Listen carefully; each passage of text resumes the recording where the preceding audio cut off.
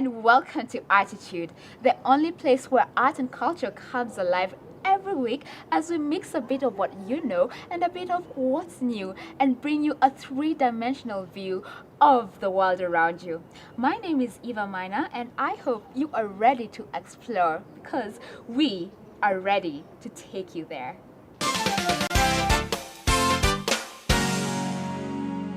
In today's show, we give you the photographic details that could be lacking in your selfies.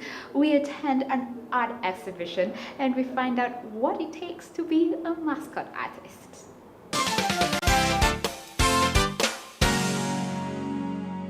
Picture this. Photography has evolved over time when the first camera lens was manufactured to the days there was only one photographer and one photo studio in a whole township to more recent times where mobile technology makes you and I photographers in our own right. Despite this newfound power in photography, photographers warn that there's so much more to photography than just a powerful camera lens.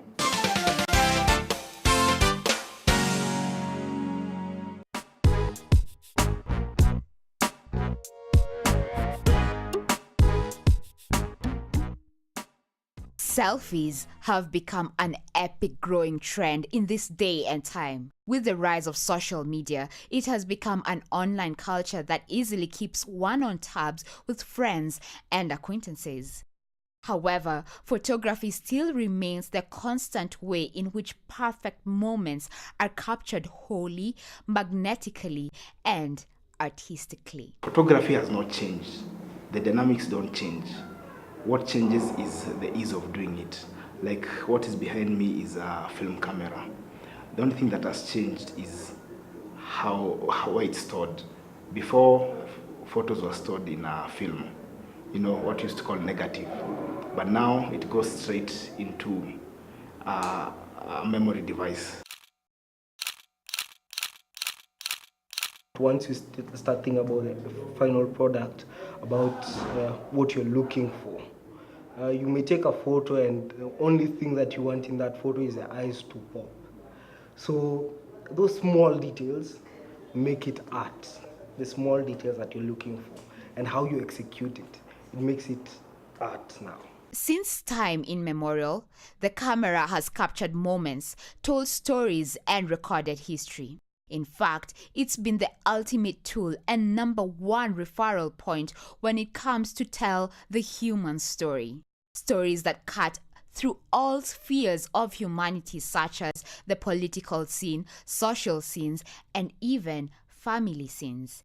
In all our days, the good, the bad, the happy, the sad, cameras click away as vessels we use to carry all our moments with. Moments that are carried on from generation to generation. When it comes to capture moments, Richard knows a thing or two about this. If you want to make a set, you have to know where the light is coming from.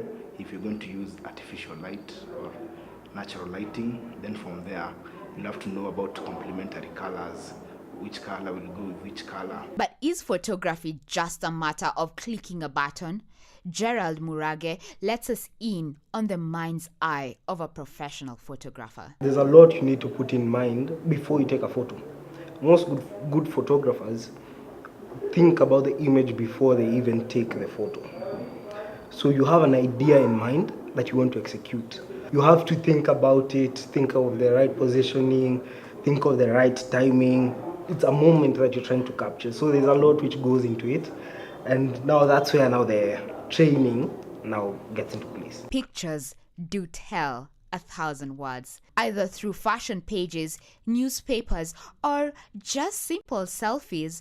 Photography indeed continues to record the sands of time.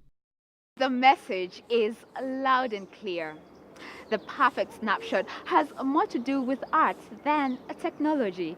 We can always improve our skills, even you who is not interested in becoming a professional photographer. Moving on, earlier this week we got to meet and engage with some of the notable personalities who have shaped the destiny of Africa in the past 5 decades. One fine artist, Arthur Odhiambo, made it all happen. Let's get to matters, paint and brush.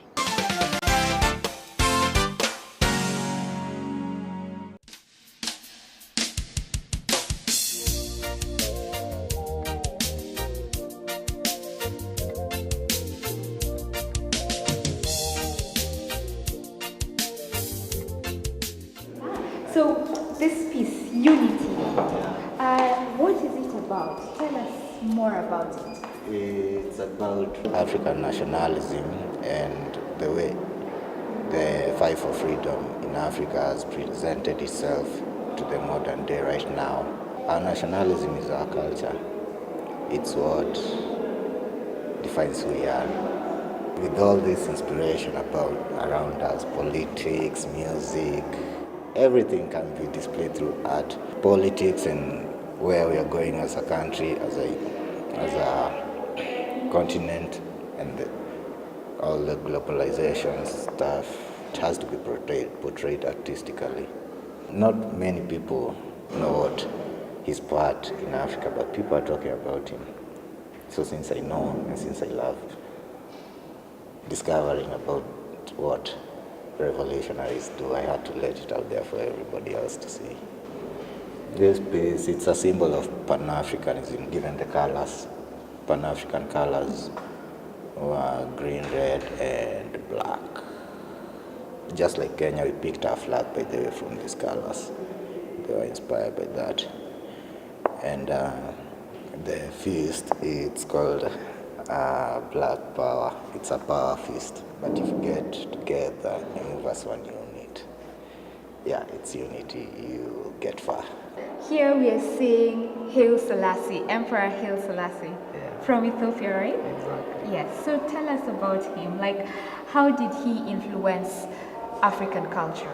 Did he influence Lucky Dube? Because I'm seeing one of his pieces in your exhibition as well. He did influence Lucky Dube being Lucky Dube is a Rastafarian, he has dreadlocks and stuff, and he knows what it takes to be in their sect.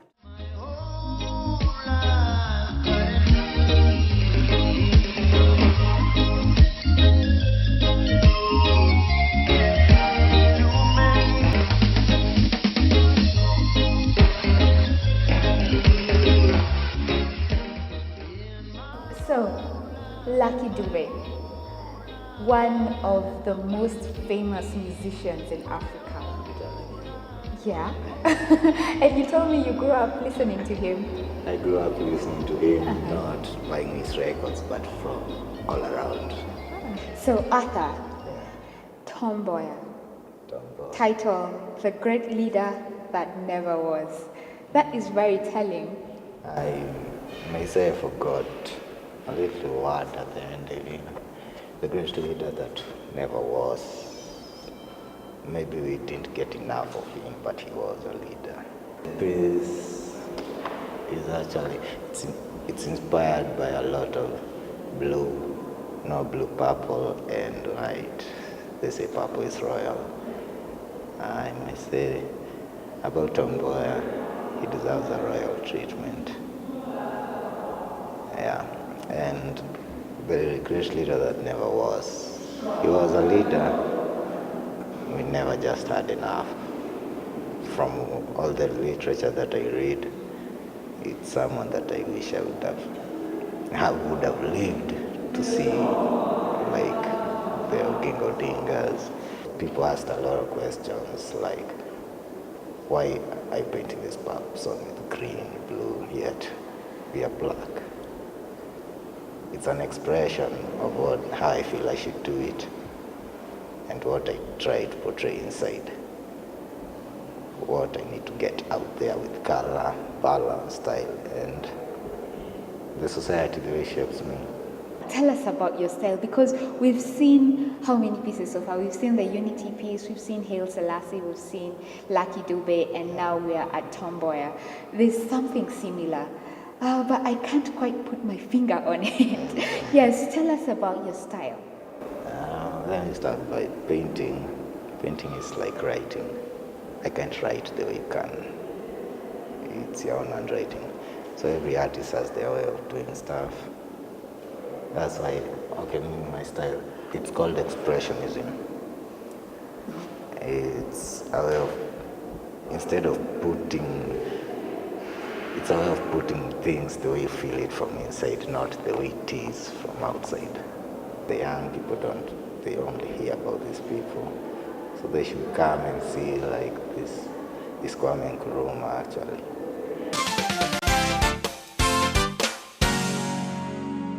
Arthur Odhiambo there, painting the trails of a continent. Could it be described even in a million words? We take a short break before we meet a really celebrated class of artists, the mascot artist. Don't go too far. Welcome back to the show. You are just in the right place where you get to experience the best things in life that you can't simply ignore: art and culture.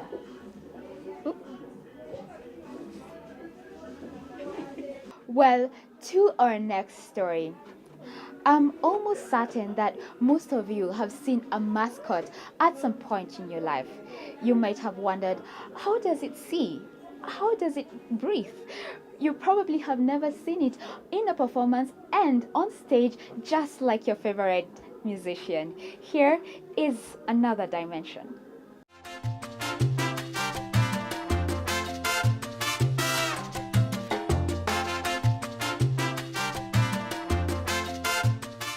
Mascots, though having been part of the French culture for eons, became popular in the late 19th century, after which the world took it up and ran with it.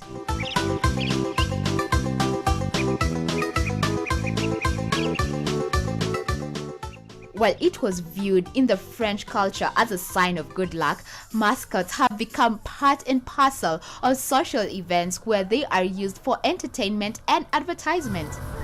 The instances, mascots have also been used in the theater, performances, and film. A mascot is something that connects someone emotionally to any service, business, anything that you're trying to get out there. And a mascot is something that draws people towards someone. Whatever use they are put into, a mascot is nothing less than a representation of art in two dimensions. First is the design of the mascot, which takes into account the message or the theme for which the mascot is designed. Great artwork is employed to come up with a funny-looking character that serves the purpose for which it is made.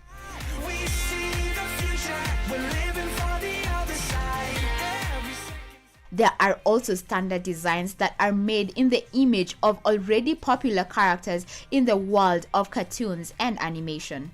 This art of designing and production of mascots is so far unpopular in Kenya.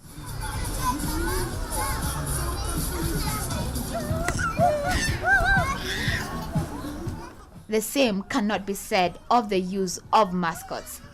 To many mascot artists, theirs is a performance just like any other, and so one always has to give it his or her best. In Kenya, mascots are still largely viewed as a kid's thing. You must have a high sense of humor in dealing with children and in dealing also with adults. Most of them are mean, most of them they see like you are maybe a servant, a low-class person. But let me say, this is a good job, it's a wonderful thing. In the few years that Patrick Mirori and Bill Hanjari have been mascot artists, children have been their main fans. To spice up our performance, you put jokes. You, like for example, you can dance any style which is funny. Yes. You can also change your way of talking. As a performance, it goes without saying that to excel as a mascot, one requires certain skills. So far, formal training for mascot artists is unheard of locally, but this YouTube video shows that elsewhere such matters are taken seriously. Here we go, number one. As with anything, fitness. You gotta be in shape if you want to be a great mascot. Have a real good time. Putting 60 hours this week working overtime, so there's no... As one of the few Kenyans who have turned the art into a business, Carol agrees that training of mascot artists should be mainstreamed. Like these ones, we get them from outside. Not that they can't be done here, but it takes more time and it needs someone to have the knowledge, because crafting crafting the form for it to look like this fast, then you have to get the eyes right, you have to get the mouth right, you have to get the shape of the mascot right. It's not complicated, it's not impossible, it is possible, but people need to be trained on that. There is absolutely no doubt that if nurtured to its full potential, this art could be the next big thing.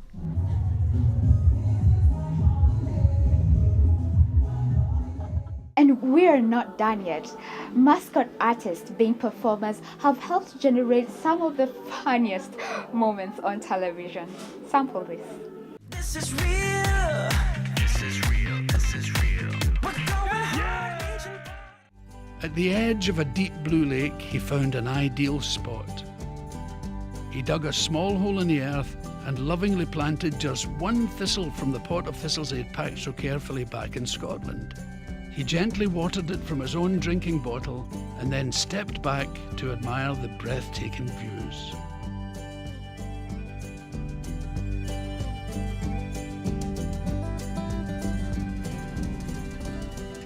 And at each destination, Captain Bristle did the same thing, until every port had been visited, and it was time for HMS Shipshape to begin her return journey home to Glasgow.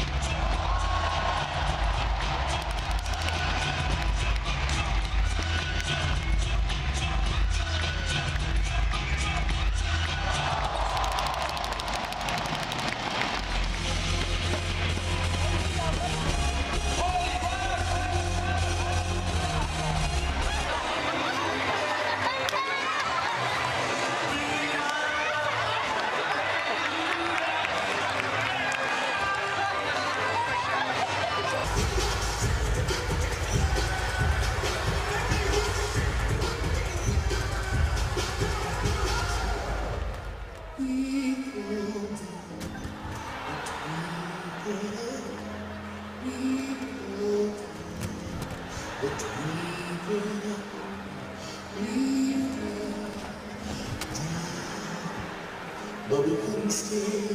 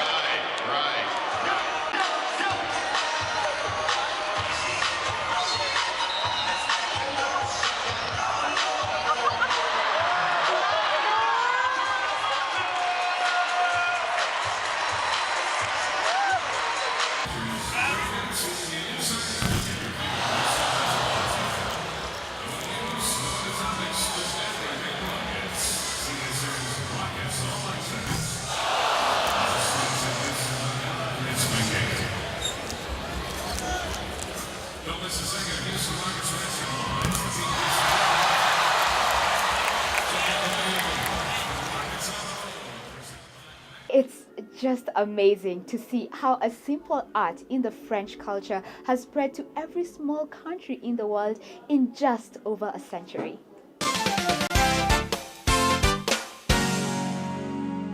You can never have enough of that.